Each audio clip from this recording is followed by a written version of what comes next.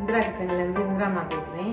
இன்றைக்கி நம்ம வீட்டில் என்ன ரெசிபினா முறுக்குங்க. உளுந்து இல்லாத முறுக்கு, பொட்டுக்கடலையும் பச்சரிசி மாவையும் வச்சு எப்படி முறுக்கு பிடிக்கிறதுன்னு வீடியோக்குள்ள போய் பார்க்கலாம்.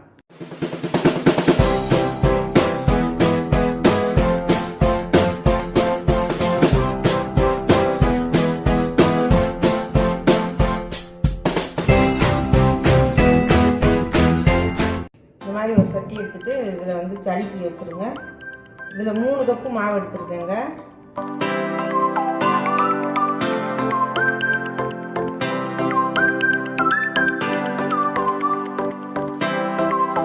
இதுக்கு வந்து உடச்ச கடலை வந்து 3/4 கப் எடுத்துக்கலாம். அதை வந்து மிக்சியில் மாவு ஆக்கணும்.